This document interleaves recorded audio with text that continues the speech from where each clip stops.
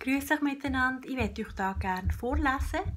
Psalmen auf Berndeutsch vom Berchtold Haller Verlag, der Psalm 29. Ein Psalm von David.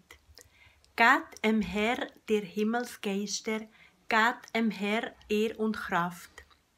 Gebt em Herr, der von seinem Namen in heiligem Schmuck verbeuge dich vor dem Herr.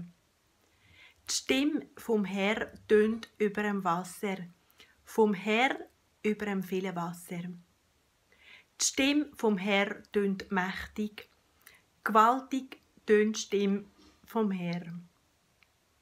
Die Stimme vom Herr macht die Zedern zu knicken. Die Zedern vom Libanon knickt der Herr.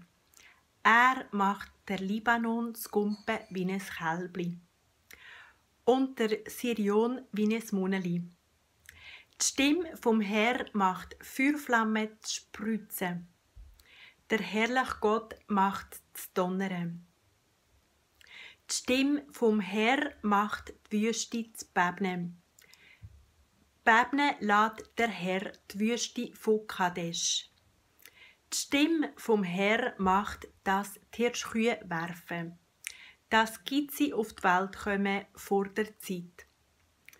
In seinem Tempel ruft alles, o Herrlichkeit. Der Herr thronet über der Wasserflut. Der Herr thronet als König für Gänge. Der Herr soll sein Volk kräftig machen. Der Herr soll sein Volk mit Frieden segnen.